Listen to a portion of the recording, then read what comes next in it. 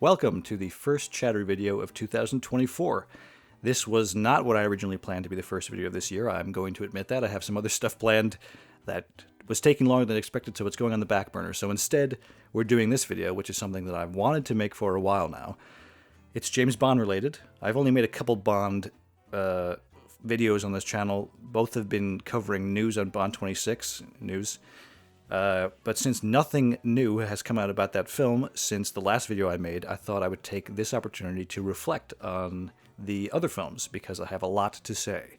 So this video is the big one. We're ranking the Bond actors, and this is going to be a very controversial thing because everybody has their own ranking of the actors. Of course, I've had one that's pretty much stayed the same for a long time, except for maybe the past couple of years where I've sort of reassessed a couple of them, but I'm very happy with the list that I currently have. I think it's going to stay that way for a while. So let's do it. Coming in at the bottom. This never happened to the other fella. Yeah, it's George Lazenby. I mean, I've never once heard, and many people have tried to convince me that Lazenby is not the worst Bond actor, but come on, he was not even an actor. He said so many times he was a model and a car salesman, and the fact that he ended up getting the James Bond gig is an accomplishment in and of itself. It's an extraordinary feat. The story that he was able to basically swindle Broccoli and Saltzman into getting the role and then being taught how to act on the set is incredible. And the fact that he pulled off what he did, I want to not take this away from him because he did an extraordinary job, all things considered. But all the actors, all of his peers, were trained actors. They knew what they were doing. They came into it prepared. He came in with no preparation whatsoever except getting his haircut like Connery and going to Connery's tailor. So for those facts alone, he has to go at the bottom of this list. However, he did do a good job in On Her Majesty's Secret Service, which to me is a top 5 Bond film. But everything around him is what makes the film so great. It's not him. He is okay, but he's very flat, I find, for most of it. Some people say wooden. There are some points, emotional moments that I think he really stands out in. When he asks Tracy to marry him is a very good scene. I mean, it's very subdued, but that's how Bond should be. And the ending. The ending is a phenomenal ending, and he really sells it with the emotion. I think there's no denying that. For those 2 points alone, he gets commendations. But throughout the rest of the film, he's carried by his surroundings. He's carried by Diana Rigg and Telly Savalas, and the amazing cinematography, the direction by Peter Hunt. Those all are pillows for his mediocrity that sort of just aid him along the way. But that being said, he still did a very, very good job for with the hand he was dealt. So he's a good Bond, but nowhere near, I think, the other actors on this list. So Lazenby goes at the bottom. You're not thinking that. I sure am, boy. This one really pains me. I love this guy. Roger Moore was one of the sweetest people I've ever seen. I've never met him. I shouldn't talk like I knew him personally, but he seemed like such a great guy. He was a UNICEF ambassador. He was such a warm personality in everything I saw him in, and he seemed to really love having played James Bond. A few of the actors in this list seem to react rather harshly to being reminded that they were Bond. Roger Moore embraced it, and he was Bond for the most films, not the longest amount of time. That goes to Craig. But Roger Moore was such a warm presence. He's charismatic, he's charming. He has a few faults as Bond, definitely the action scenes, particularly in the latter half of his tenure, where they just had the stunt doubles do everything for him. But he was never really that convincing in the fights. His strong points were absolutely the charm, the romance. He excelled it, and the humor, of course. Everybody remembers Roger Moore's era as being the most humorous, but that really started with Diamonds Are Forever, not Roger Moore's film. But he, of course, does the humor very well, and that whole... his films are always endlessly rewatchable for me. They're always entertaining, even though some of his films I would rank quite low overall. I still enjoy them for him because he's just such a fun person to watch on screen. He's enigmatic. He steals every scene he's in pretty much. I've never had a problem with chemistry that he's had with any of the actors. I think he always stands up, even. Perhaps A View to a Kill is an exception when he's with Tanya Roberts, but that's a different story. That's not necessarily his fault, it's more his age. I've recently started reading his book, Bond on Bond, and he talks about that he always is putting himself down, that he thinks he was a bad actor, but it's not fair. Maybe the Bond films that he was in weren't very demanding, didn't require a lot from him, but that's not his fault. That era that he was in, people were eating up that type of film. The 70s sex comedies were a thing, and that's what Bond became at that point. And he was the perfect guy to spearhead that. So for what he did an exceptional job. And the only reason he's number 5 on this list is because I just prefer the other 4 more, not Roger Moore. But I don't want to say that he isn't good. He is great, but he just doesn't deliver the Bond that I actively search for when I'm watching a Bond film. So for that, he's number 5. So next up. Yes. I got the message. Yes, the Bond that everybody's been praising over the last few years, it seems. Timothy Dalton's definitely gotten a reappraisal by Bond fans, and I am totally a part of that. When I was a kid, Dalton was probably my least favorite Bond. I didn't really appreciate his intensity, which is bizarre because I was growing up in the era of Craig, and I was loving the Craig films, and Dalton is he definitely paved the way for Craig's interpretation. But I've now grown to really appreciate Dalton, and he is by far, of all the Bond actors, the one that took the role the most seriously. He went back, it's crazy because they had Brosnan signed on, and Brosnan had to pull out for Remington Steele, and Dalton came in, and they had to spin everything so quickly with the PR. Oh yeah, we wanted Dalton the whole time. We were in a state there where we wanted to get Timothy, and we had standing by the possibility of Pierce Brosnan. We liked Pierce, but we did really feel that Timothy was the man we wanted. And then Dalton probably had almost no time to prepare, but he read all of the books and he studied the character, and he wanted to bring the character back to its authentic roots, to what the Fleming character was. I think the essential quality of James Bond is that he's a man who lives on the edge. You never know, he never knows when at any moment he might be killed. Therefore, I think some of the qualities we associate with Bond, the qualities we've seen in this series of movies, the qualities that Ian Fleming wrote so well about, reflect that sense of danger. And none of the other actors, I'm sure the other actors read the books, but none of them actively tried to make Fleming's Bond on screen. Though they did achieve that, some of them did, I think, we'll talk about that. But Dalton was the most authentic Fleming Bond by far. And I now appreciate that as I've gotten older. And probably me having read all the books now also, elaborates upon that and enhances that experience for me. And I think both of his films are great. I guess, except for Lazenby, he's the only one who I think has a perfect track record as Bond. All the other Bond actors have at least 1 or 2 duds, in my opinion. But yeah, Dalton, I think to this day, I think it's an absolute sin that Dalton did not get a third film. Maybe the property-related script would not have been great, but having a film in the early 90s from him would have been phenomenal. I think he would have absolutely killed it in the third film, and he probably would have found his place as Bond a bit better, because he was the Living Daylights, License to Kill. They always suffer in the second films for an actor what this Bond interpretation should be. So they went sort of Roger Moore-ish, kind of darkish with Living Daylights, and then License to Kill was super dark. I think they would have found a nice middle ground in the third film, but we never got to see that, which is unfortunate, because I think he would have nailed it. To this day, it's one of those hypothetical things about the Bond franchise that I would have loved to have seen. Like, I would have, going back to Lazenby, would have loved to have seen Lazenby's 7 films. It would have been fascinating to see. Maybe he would have become my favorite Bond. I don't know, but we'll never know.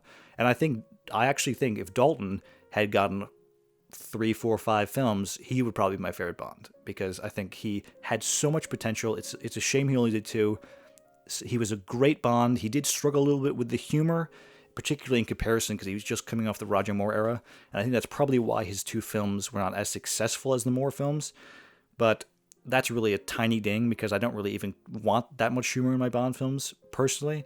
So he's a great Bond all around, but I think just the limited amount of time we saw him in prevents him from being the very top of this list. So for that, he gets number 4. Okay, so we're up to the top 3, the second half of the list. And coming in at number 3 is the most recent Bond, Daniel Craig. Cuckoo. I almost said the incumbent Bond, but technically Daniel Craig's era is over. We're now in an intermediary period without a Bond. Craig is a tough one because he's the only Bond actor to have gotten an arc. I know people say that he's got a complete arc, and they say that it was this whole planned thing. I don't think it was, but regardless, he is the only one to have a beginning and an end. Whether you think it worked or not is up for debate. I don't know myself if it worked or not, but he got a beginning and an end, and the character evolved for better or for worse. If you look at him from Casino Royale to No Time to Die, he's like a totally different person. And the way he's evolved, even in just No Time to Die itself, over that 5-year gap in the film, it's a bit bizarre. He becomes very jovial and talky, and it feels a little bit out of character. But throughout the films, Craig has a very nice arc. I think obviously he starts off as this blunt instrument, and he doesn't trust anybody. And as soon as he lets his wall down, Vesper betrays him, and it goes right back up. And then he's not trusting anybody.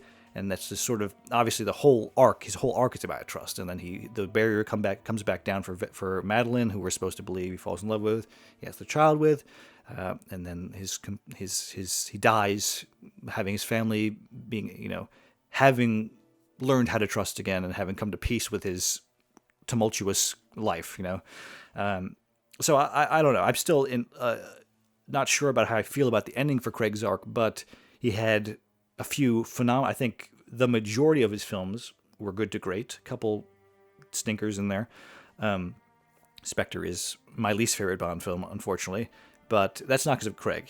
Craig gives a pretty consistent portrayal throughout the films, and except for the latter half of No Time to Die, or the latter 75% of No Time to Die, where he's a bit off color, I think. But he's still great, and Craig is a great actor. He nails the emotional scenes more so than any Bond actor. I think he gets the emotion, and I think Dalton is the only one who really rivals him. But yeah, Craig is one of those people that you see him and you could just tell what he's feeling just by looking at him. He has a very striking look, and I think that's what a Bond actor should look like. I don't really need to talk about aesthetics in this, but Craig has a very unique look, and I like that. I don't care that he's blonde and he's not as tall as the other ones. I don't give a shit about that. It's about the performance. He does give a great performance, and there's very few things I can fault him with. I mean, the action sequences that he did a lot of his own stunts, especially in the earlier films. And he was really dedicated to the role, even though now I know there was a time he did the famous, I'd rather slash my wrist than do another Bond film after Spectre, and that's partially why we had such a big gap. Obviously, COVID and everything delayed No Time to Die.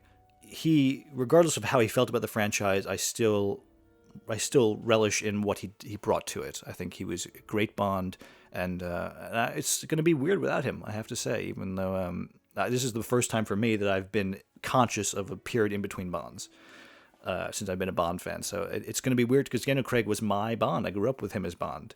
But that doesn't make him my favorite Bond. I think he was very good, but there are definitely two Bond actors for me that top him. So for that reason, Craig is number 3. All right, number 2. If you're doing the math, which you probably are, since there's only 6 actors, not very difficult to do, there are 2 actors left. The second spot on this list goes to the original Bond, Sean Connery. You're joking. I never joke about my work, 007. I know this is blasphemy to put him number two to some people, but he is almost flawless as Bond. The only thing that I can fault him with as Bond is his last 2 Bond films. And I know that's not really fair, but it's a lot to do with the fact that the relationship that he had with Broccoli and Saltzman. I know I shouldn't really take that into account. It's not my business. The second question was, who played the first Bond villain? Cubby Broccoli. That is so inside. You and Roger Moore and a few Cubby Broccoli has been producing all the Bond pictures for years. I'm only kidding. It was... Sure. No, you're not. But he sort of became synonymous with hating James Bond. When he left after You Only Live Twice, he was miserable, and he hated the attention he was getting as a movie star, and there was a massive fallout. And then he came back with Diamonds Are Forever, which is a film that I really don't like, especially in comparison to the previous film and the next film, actually. So that sort of really tarnishes his era of Bond for me. But that being said, his first 3 films are flawless. I don't like Thunderball. When I get into the ranking of my Bond films, which will eventually happen, I'll explain why. I enjoy You Only Live Twice. I don't like Diamonds Are Forever. So the second half of his tenure is really meh for me. But the first 3 are James Bond perfection. Dr. No, For Much to Love, Goldfinger are like the perfect trilogy. They are spotless. Okay, maybe they're a little dated here or there, but especially for the time. I mean, I can't even imagine the James Bond mania that was running rampant around, because I would have totally been just sucking up all the Bond content. It would have been so cool to have been around the early 60s for it. And I just can only hope that we have a renaissance like that for Bond again. And we kind of did with Skyfall, but I don't know if it's ever going to happen again. I hope it does in my lifetime. But Connery invented the cinematic Bond, so I can't know. It's hard. Everybody is compared to him. I mean, he is so... He is of all the Bond actors, he has the most magnetic screen presence. You cannot look away when he's on screen. He is so charming. He's got that physicality. He's got the striking look. He's an intimidating, imposing guy because he was a bodybuilder. And I think he is just so good as Bond. But there's one other Bond actor, for me personally, that just edges him out, and I know it's so hard for some people. It will be so hard for some people to swallow that. But for me, Connery is second, leaving one person in the number one spot. It is, of course, Pierce Brosnan. You were expecting someone else? I just love this man. Pierce Brosnan is a guy that I think is just a great actor. Well, maybe not a great actor. He's a good actor. I think he's a great James Bond. I think he perfectly encapsulates what is great about James Bond. And that's actually a criticism a lot of people have, that he's the jack of all trades, master of none. I disagree. I think that makes him the perfect Bond. He comes in and he's got the suaveness, the striking looks of like Roger Moore. He can do a little bit of brutishness, the brutality that Dalton had, and not quite as rough as Connery, but he's also got the humor of Moore. I think he's a whole package. I mean, look at the guy. He's a freaking model. He's the most pretty boy Bond, and that's probably a down for some people. And I can sort of agree that Bond maybe shouldn't be so pretty that he stands out in a crowd and he's walking around, everybody's looking at him, and that's Brosnan for sure. But Brosnan is just so fun to watch, and he's another one like Roger Moore that relishes in having being James Bond. He's really proud of having been James Bond, even to this day. I saw an interview recently where he talked about, I think it was the Black Adam premiere, when somebody asked him, do you ever get sick of being called James Bond? He was like, no, it'll always be part of my life. I'm forever thankful for it. And I really appreciate that. I hope the next Bond actor is somebody that's so proud of being part of the series, and is a great face of the franchise, a great ambassador for the franchise. But we shall see. But yeah, Brosnan is my number one. His first three films for me are phenomenal. Die Another Day is bad. There's no denying that. But that's not his fault. And he still, I think, is a little disappointed that he didn't get to do another film. And it's upsetting how that ended with that he just got a call saying you're no longer Bond, basically, and you're fired, essentially, which is disappointing, because I think it was appropriate for the Casino Royale reboot to change the franchise at that point, because there's always that time where the franchise builds up to such a ridiculous point that they need to reset. And usually that's done by bringing in a new actor. The only exception is from Roger Moore, Moonraker, to For Your Eyes Only. But For Your Eyes Only could definitely have been a new actor's first Bond film. But they needed that reset. I think they were going too fantastical. Could they have pulled off... I don't think they could have pulled off Casino Royale with Brosnan, but they could have maybe brought things back down to earth, but I think they were like, we need to reset. And I get that. But it's a shame. But I'm happy with Brosnan's tenure. It's a nice package, with Die Another Day being a little bit of a tarnishing on that, but the first three I think are phenomenal, and I think people now are really reevaluating Brosnan. I've seen a lot of people talk about this in the Bond community, because it's the sort of this syndrome that you have sort of with a partner. You sort of think rather fondly on the previous partners and then really bash the last one that you broke up with. And that's what's happening with Brosnan. Now that Craig is done, people are sort of bashing on Craig and reevaluating Brosnan, saying, oh, actually, he was pretty good, and I actually think he was great. Particularly GoldenEye, which is a very high-ranking film for me. I won't spoil where that sits on my list for whenever I do that video in the future. But yes, I think Brosnan is the quintessential James Bond, the perfect James Bond. He's my favorite James Bond. Sorry. So thanks for watching this video. I hope you enjoyed. Look forward to 2024 being, I almost said packed with content, but I don't know if that's going to be true. I'm going to try to do as much content as I can, do more casual videos, working on some video essays, just doing a mishmash of stuff. But yeah, hopefully you enjoyed some James Bond content. I know I haven't done that much Bond content. I'm going to try to do some more Bond content, move away from just doing Star Trek, because Star Trek is in a bit of a lull now. We don't have any new seasons coming out anytime soon, but that's not going to go away. But I'm trying to expand my horizons a bit. But yeah, plenty more. There'll be plenty more Bond rankings to come. Maybe reviews of the films. I have lots to say while we wait in this this period of intermission for the franchise when nothing's happening. Try to fill that void with talking about the older films, because I love doing that. I still love the franchise, even though we don't have anything on the horizon. But hopefully you'll join me in reminiscing, and we'll enjoy that as much as I expect to. But until next time, I hope you enjoyed watching. Leave a like if you enjoyed, subscribe if you haven't already, and I will see you in the next video.